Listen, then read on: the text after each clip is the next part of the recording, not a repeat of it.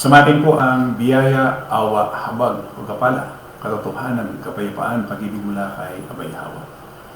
Isang magandang umaga, tanghali, hapon, gabi sa lahat po ng inaabot ang pangaral ng multi channel nito sa iba't ibang panig ng buong mundo, maging dito sa atin sa buong Pilipinas. Muli natin pasalamatan si Abay Hawa sa buhay na itinagkalog sa bawat kapatid sa kapulungan, maging sa lahat po ng ating mga mahal sa buhay. Maraming pong salamat, Abay Hawa. At ganun po naman sa lahat po ng ating mga kapatid na tumutulong sa kapulungan sa pamagitan ng kanilang pinansyal na pagtulong. Maraming salamat, Abay Hawa, sa buhay ng mga kapatid na ito. Ngayon po ay December 16, 2023, ganap na po alas 4:51 ng hapon dito sa atin sa Pilipinas. Magandang hapon sa lahat po ng ating mga viewers. Magandang hapon, Luzon, Visayas at Mindanao. Magandang hapon sa lahat po ng ating mga kapatid sa iba't ibang panig ng buong mundo. Ang ating pong paksa ngayong Sabadong ito ay doon sa ating ginawang pag-aaral. Hinggil po doon sa kaunting kalaman sa kasulatan, kalawang bahagi, the three omni attributes of Yahweh characterize Him as all-powerful.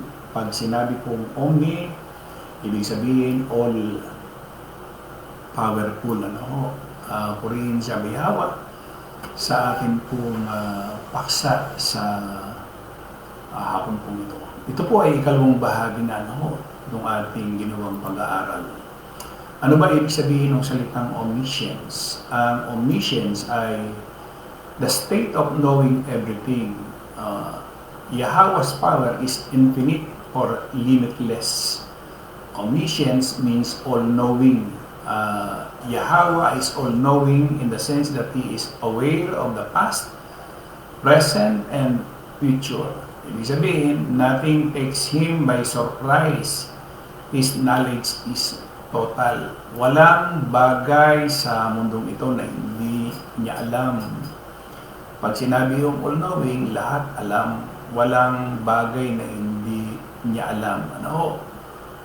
Yun po ibig sabihin ng all-knowing. So, ikalawang bahagi ito at kung loloobin ni Abay Hawa, yung ikatlong bahagi kung loloobin sa susunod. So, dito tayo sa pangalawa. Doon sa awit 147.5, ang sabi ho dyan, ang Biblia Tagalog 1978, dakila ang ating Panginoon at makapangyarihan, sa kapangyarihan ang kanyang unawa ay walang hanggan. Ang Biblia Tagalog 2001, dakila ang ating Panginoon at sa kapangyarihan ay sagana, hindi masukat ang kanyang unawa. Dating Biblia 1905, dakila ang ating Panginoon at makapangyarihan mula sa kapangyarihan at makapangyarihan sa kapangyarihan ang kanyang unawa ay walang hanggan. SMD, makapangyarihan ang ating Panginoon, ang kanyang karunungan ay walang hanggan. Maganda balita Biblia Tagalog, si Yahweh na ating Diyos ay dakila at malakas, taglay niyang karunungan, hindi masusukat. So, kasi sa napakarami ng mga tao dito sa mundong ito, bilyon ang tao, pag sinabing omniscience, lahat alam. Walang bagay na hindi niya alam. Mula doon sa nakaraan, sa ngayon, at sa mga hinaharap ay alam ni Abay Hawa. Hindi po pwedeng hindi niya alam. Kasi nga, siya po yung makapangyarihan Ang kapangyarihan ni Abay Hawa ay hindi isang bulag na kapangyarihan. Lahat, sabihin, pag sinabing bulag, hindi nakakita. Di ba? Lahat ng ginawa ni Abay Hawa ay may matalinong layunin, isang tiyak na layunin, dahil gaya ng nakita natin, ang kapangyarihan ni Abay Hawa ay universal, gayon din ang kanyang kaalaman. Sa pag-alam sa kanyang sarili mga intensyon, alam ni Abay Hawa ang lahat na sa kanyang sarili, sa kanyang nilikha at sa buong kasaysayan. Kadalasang tinutukoy ng kasulatan ang pagiging pangkalahatan ng kaalaman ni Abay Hawa. Yan ang awal, yung 147.5. At doon sa 1:21-17, FSB, muling nagtanong si Yahweh sa ikatlong pagkakataon, Simon, anak ni Juan, minamahal mo ba ako? Nalungkot si Pedro dahil 3 ulit na siyang tinanong ni Yahushua, minamahal mo ba ako? At sinabi niya kay Yahushua, Panginoon, alam mo ang lahat ng bagay. Alam mong minamahal kita. Sinabi ni Yahushua sa kanya, pakainin mo ang aking mga tupa. Ang Biblia Tagalog 1978, sinabi niya sa kanya, sa ikatlo, Simon, anak ni Juan, iniibig mo ba ako? Nalumbay si Pedro sapagkat sa kanya sinabi makaitlog, inibig mo ba ako? At sinabi niya sa kanya, Panginoon, nalalaman mo ang lahat ng mga bagay, nalalaman mo na kita iniibig. Sinabi sa kanya ni Yahushua, pakanin mo ang aking mga tupa. Doon sa mga relihiyon na nagtatanggol na siya ay isang tao, isang propeta, iba yung Diyos, iba siya, nung siya ay nakitulad sa tao, marami siyang sinasabi na siyempre hindi maiintindihan, hindi maunawaan ng mga nasa laman sapagkat yan ay itinuturo ng malinaw, maliwanag doon lamang sa may espiritu. Hindi po pwede ho yan na maintindihan at malaman ng mga nasa laman. Lahat ng mga relihiyon na nagtatanggol na siya ay hindi Diyos, lahat yan ay mga nasa laman. Si Pedro ang nagpapatotoo na alam niya ang lahat ng bagay. Si Pedro mismo na nakasama niya. Ibig sabihin, kung itong mga nagtatanggol doon sa aral at doktrina nila na siya ay tao, ibig sabihin, merong hangganan ng kaisipan. Isang malaki yung pagkakamali yun. At siyempre, sa atin bilang pinagkalooban ng pangunawa, alam natin. Pero sa kanila na hindi pinagkalooban, alam natin na nadingid sa kanila ho yan. Oo. Meron nyo si Pedro na nakausap niya o nakasama niya sa loob ng ilang taon, di ba? Ang sabi niya, alam mo ang lahat ng bagay. So yun lamang, nagpapatotoo na di ba? Alam mo ang lahat ng bagay.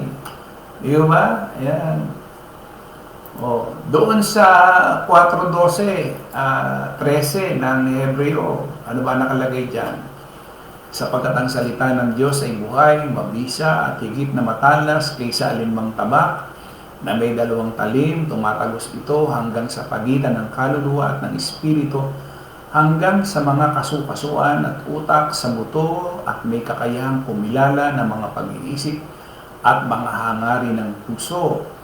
Ang Biblia Tagalog 1978, sapagkat ang salita ng Diyos ay buhay at mabisa at matalas kaysa alinmang tabak na may 2 talim at umabaon hanggang sa paghihiwalay ng kaluluwa at espiritu, ng mga kasukasuan at ng utak at madaling kumilala ng mga pag-iisip at mga haka ng puso. Ang dating Biblia 1905, sapagkat ang salita ng Diyos ay buhay, mabisa, matalas, kaysa alinmang tabak, na may 2 talim at umabaon hanggang sa paghiwalay ng kaluluwa at espiritu, ng mga kasukasuan at ng utak at madaling kumilala ng mga pag-iisip at mga haka ng puso. SND, sapagkat buhay at mabisa ang salita ng Diyos at higit na matalas ito kaysa alinmang tabak na may 2 talim. Umabaon ito hanggang sa ikapaghihiwalay ng kaluluwa at ng espiritu at ng kasukasuan at utak ng buto. Nakatatalos ito ng mga pag-iisip at mga saloobin ng puso. SND, sapagkat buhay at mabisa ang salita ng Diyos at higit na matalas kaysa alinmang espadang magkabila ang talim. Tumatagos ito hanggang kaluluwa at espiritu at hanggang sa kasukasuan at kaloob-looban ng buto. Nalalaman nito ang pinakamalalim na iniisip at hinahangad ng tao. Magandang balita, Biblia Tagalog, ang salita ng Diyos ay buhay at mabisa, mas matalas kaysa alinmang tabak na sa magkabilay may talim. Ito'y tumatagos maging sa kaibuturan ng kaluluwa at espiritu, ng mga kasukasuan at buto at nakakaalam ng mga iniisip at binabalak ng puso. 13. Walang nilalang na makapagtatago sa harapan ng Diyos na ating pagsusulitan. Sa mga mata niya, ang lahat ng bagay ay hubad at hayag. Maliwanag ho yun na ang sinasabi ho dyan sa Hebreo 4:13, walang nilalang na makapagtatago sa harapan ng Diyos na ating pagsusulitan. Sa mga mata niya, ang lahat ng bagay ay hubad at hayag. Ang Biblia Tagalog 1978, walang anumang nilalang na hindi nahayag sa kanyang paningin, ngunit ang lahat ng mga bagay ay hubad at hayag sa harapan ng mga mata niyong ating pagsusulitan. Ang dating Biblia, 1905, at walang anumang nilalang na hindi nahayag sa kanyang paningin, ngunit ang lahat ng mga bagay ay hubad at hayag sa harapan ng mga mata niyong ating pagsusulitan. SND, at walang anumang nilikha ang makapagpupubli ng kanyang mga gawa sa paningin ng Diyos. Ang lahat ay lantad at hayag sa kanyang mga mata at tayo'y magbibigay sulit sa kanya. SND, walang makapagtatago sa Diyos. Nakikita niya at lantad sa paningin niya ang lahat at sa kanya tayo ay mananagot. Magandang balita, Biblia Tagalog, walang nilalang na makapagtatago sa Diyos. Ang lahat ay hayag at lantad sa kanyang paningin. Sa kanya tayo magsusulit ng ating mga sarili. So, para ikaw ay sabihin na anuman ang iyong ginagawa ay pwedeng malihim, hindi po totoo yun, sapagkat siya nga ho ay omniscience. Lahat, alam niya lahat. Hanggang kalit-liitan o anumang iniisip natin ay hindi po pwedeng itago. Doon sa unang Juan 3:20, FSB, tuwing hahatulan tayo nito sapagkat ang Diyos ay higit na dakila kaysa sa ating puso at nalalaman niya ang lahat. Yan po yung omniscient na sinasabi. Lahat, nalalaman niya ang lahat. Ngayon may titingnan tayo doon sa Genesis na pinangangaral ng marami. Ang Biblia Tagalog 1978, sapagkat kung hinahatulan tayo ng ating puso, ang Diyos lalong dakila kaysa ating puso at nalalaman niya ang lahat ng mga bagay. Ang dating Biblia 1905, sapagkat kung hinahatulan tayo ng ating puso, ang Diyos ay lalong dakila kaysa sa ating puso at nalalaman niya ang lahat ng mga bagay. SND, kapag hinatulan tayo ang ating puso, ang Diyos ay lalong higit kaysa sa ating puso at alam niya ang lahat ng bagay. SND, kahit inuusig man tayo ng ating konsensya, sapagkat ang Diyos ay mas higit sa ating konsensya at nalalaman niya ang lahat ng bagay. Magandang balita, Biblia Tagalog. Sakali man tayo usigin ito, sapagkat ang Diyos ay higit sa ating budhi, alam niya ang lahat ng ating bagay. Ano ang isang halimbawa na alam niya pati yung magaganap sa mangyayari? Sa unang hari, 13:1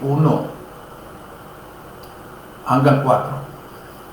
Ngayon, inutusan ng Panginoon ang isang lingkod niyang taga-Huda na pumunta sa Bethel. Pagdating niya roon, nakatayo si Jeroboam sa tabi ng altar para maghandog. Inutusan ng Panginoon ang lingkod niya na isumpa ang altar na iyon.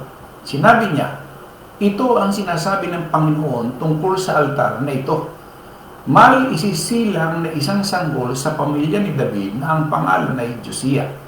Papatayin niya at ihahandog sa altar na ito ang mga pari na naglilingkod sa mga sambahan sa mataas na lugar at naghahandog sa altar na ito. Masusunog ang kanilang mga buto sa altar na ito sa mismong araw na ito. Tingnan niyo yan, Nagbigay ang lingkod ng Diyos ng palatandaan na mangyayari ang kanyang sinabi. Sinabi niya, ito ang palatandaan na sinabi ng Panginoon, matitibag ang altar na ito at ang alikabok nito ay kakalat. Nang marinig ito ni Haring Jeroboam, itinuro niya ang lingkod ng Diyos at sinabi, hulihin niyo siya. Pero biglang nanigas ang kamay ng hari, kaya't hindi na niya maibaba ang kanyang kamay. Pagkatapos natibag ang altar at ang alikabok nito ay kumalat ayon sa palatandang sinabi ng lingkod ng Diyos na ipinahayag sa kanya ng Panginoon. Ibig sabihin, yung mangyayari sa hinaharap, alam ni Abayawa. Walang bagay dito sa mundong ito na hindi niya alam. Pakatandaan mo natin yan.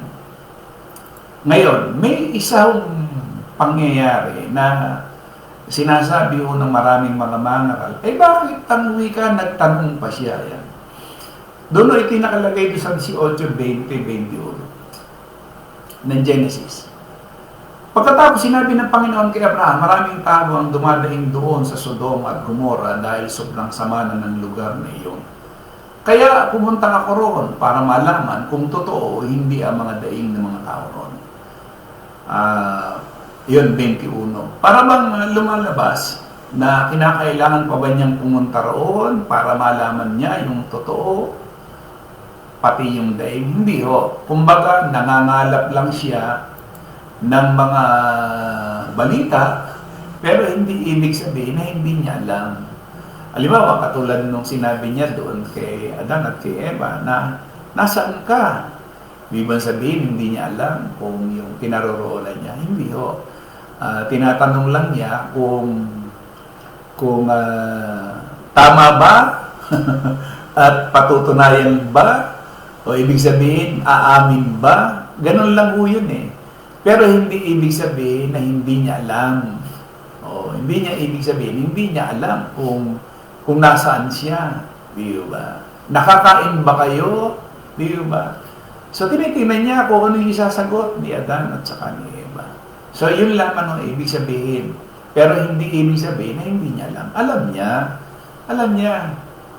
Isa pa ho, doon sa Juan 14:6, ang sabi niya sa FSB. Sumagot si Yahweh sa kapandaan ang katotohanan at ang buhay, walang makararating sa Ama kundi sa pamamagitan. Doon lamang ho makikita na natin talagang siya ay Diyos. Hindi siya isang pangkaraniwang tao na katulad ng sinasabi ng maraming reliyon. At ipinakikita dito yung salitang kamangmangan ng mga tao. Ipinadadama sa atin bilang nasa kapulungan yung kawalang kaalaman ng tao pagdating mo doon sa pagkilala sa Kanya. Kaya napakaliwanag ho naman ang sinasabi ng kasulatan eh. Kaya nga lamang, hindi nga lang talaga ipinagkaloob sa kanila yung salitang pagkaunawa. Yun lamang sabihin niya, akong daan, ang katotohanan at ang buhay, walang makaparoroon sa Ama. Iles mo siya, walang Ama. Pagka inalis mo ang Kristo, wala yung Ama na patutunguhan ng tao. Wala. Bakit? Siya ho yung Ama eh. Kaya nga diba dun sa 9:6 ng Isaias, siya yung makapangyarihan Diyos, siya yung walang Ama. Pero bakit nananatili pa rin na hindi nila maintindihan? Sapagkat hindi nga sila pinagkalooban ng pagkaunawa. So, tayong nasa kapulungan, alam natin na talaga siya yung makapangyarihan Diyos, siya yung walang hanggang Ama, prinsipe ng kapayapaan. Kung wala ho ang Kristo, walang Diyos. Diba? Kaya hindi siya nasa tatlong persona, kundi siya ay espiritu na nakitulad sa tao. Yun ang nakasulat sa kasulatan, na siya ay Diyos na bilang espiritu na nakitulad sa tao. Hindi siya tatlong persona, nakagaya ng ipinangangaral ng napakaraming reliyon. So, lahat ng reliyon, wala ni isang maliligtas pagdating ho dyan sa aral ng kasulatan. Wala ho ni isa. Kaya nga kahapon, hindi ko lang nabasa o binasa yung Zacarias 13:9 na ikatlong bahagi ay ipupurify niya. Susubukin niya na parang ang wika ginto. So yun, tayo ay dumating na naman doon sa ating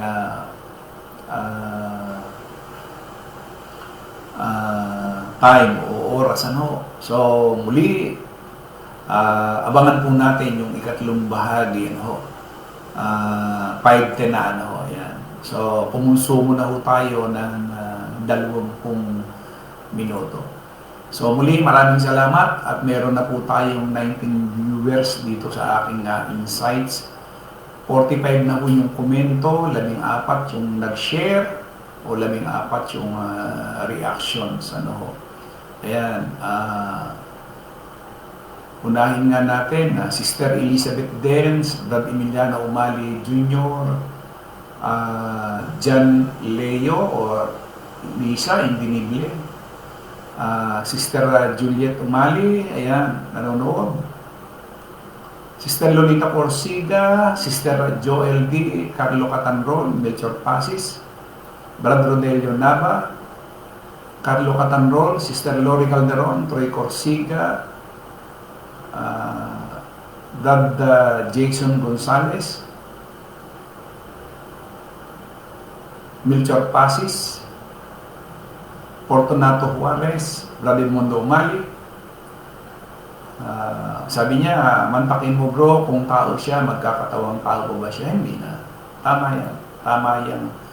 Lohika na yan. Sister Cristina Juarez, Brad Jesse Juarez, Brad Rodelio Nava, 2 Peter 1:20-21. And then si Brad Samrotoni, magandang hapon. Tapos yung pong mga nag-share, isa pa, Jedrick Mercado. Sa lahat po na nag-share, Sister Lolita Corsiga, Troy Corsiga, Brad Jason Gonzalez, Brad Samrotoni, Rodelio Nava, Brad Wilfred Perez, Sister Shirley Riveriza, Rosly Bandojo, Sister Gina Macar, Chris de la Cruz Kim, Brad Melchor Pasis, Brad Emiliano Umali. Ayun. Ayun po. So muli, tayo po ay nagpapasalamat muli kay Bayhawa dito po sa ating ipinangaral ngayon, ano ho, Brad Rodelio Nava, di po maunawaan ng mga nasa laman, ng mga bagay na ukol sa Espiritu. Totoo yun, talagang hindi kayang unawain ng sino mang nasa laman yung mga bagay na ayon at ukol sa Espiritu. Kaya nga sinasabi niya, ang aking mga sinasalita ay pawang Espiritu at pawang buhay. Sa laman, walang anong pakinabang. Walang anumang pakinabang. Pakatandaan ho natin yan. Kaya nga yung ating tinalakay nung nakaraang 1 linggo, 5 araw, ano, makikita natin na talagang lahat ng bagay galing sa lupa. Kaya nga, tama-tama naman yung naging halimbawa ko kahapon regarding doon sa magnet. Ang tao ho, pagka ikaw ay nasa laman, dikit ho yung ang tao sa lupa. Ibig sabihin, yung kaisipan niya, panglaman. Kaya, malibang talagang pagkalooban tayo ng Espiritu ni Abay Hawa, hindi ho tayo makaalis sa mundong ito. Ibig sabihin, yung kaisipan natin, panglupa, dahil galing tayo sa lupa. Ang itsura lang ho natin, ay, ang katulad natin ay isang hayop. O, kung yung hayop galing sa lupa, ganun din ang tao. So, ibig sabihin, wala ho siyang ipinagkaiba. Kung ikukumpara natin ang ating sarili sa hayop, kung ikaw ay nasa laman, ganun ho. Kaya nga ang tawag ho doon, animalistic. O, yun yung panglaman. Ano. So, maliwanag ang sinasabi ng kasulatan. Brad Rodelio Nava, ang author po ng kasulatan nasa Espiritu. Tama yan eh. Kaya nga di ba ang sinasabi nga, yung banal na kasulatan, para lamang yan dun sa mga may Espiritu. Hindi yan para sa laman. Tingnan nyo, ang daming nagsipangaral ngayon lumalabas. Lahat yung mga nagsipangaral na akusahan, na nagmolestya, ng rape, lahat ng mga nangaral na ayon sa laman, ano, ngayon lumalabas. Bakit? Kasi nga po, sila ay mga nasa laman, hindi nila naintindihan, naunawaan, although sila ay nangangaral, pero nasa laman, Kaya yung pinangangaral nila nasa laman. At pati yung pinangangaralan nasa laman. So, purihin po si Abay Hawa sa ipinagkaloob niya sa kapulungan. Ako, sapagkat ang kapulungan lamang ang pinagkalooban niya ng ayon sa Espiritu. Muli, maraming salamat at loobin ni Abay Hawa sa susunod pong Sabado, yung ating pong ikatlong bahagi nito pong ating ginawang pag-aaral. Omni, ibig sabihin all powerful. No? Sa isang Diyos na ating tagapagligtas sa pangalan ni Abay Hawa, sumakay nawa ang kalwalatian, ang karangalan ng paghahari at ang kapangyarihan sa kauna-unahang panahon at ngayon at magpakailanman. Siya nawa. Purihin po si Abay Hawa sa hapon pong ito at ganun din sa lahat po ng ating mga kapatid na ating pong nakasama sa hapon ito. Dalawang po ang viewers natin sa araw na ito, sa hapon po ito. Muli, maraming salamat. Tayo po ay ingatan, gabayan at patuloy na pagpalain ni Abay Hawa sa bawat segundo, minuto, oras na atin pong nilalagi sa mundo nito. Tayo po ay muling nagpapasalamat sa bawat kapatid na patuloy na tumutulong sa kapulungan. Patuloy na ibabalik sa inyo ni Abay Hawa ang lahat po na ito. Maraming salamat. Isang magandang hapon po sa ating lahat.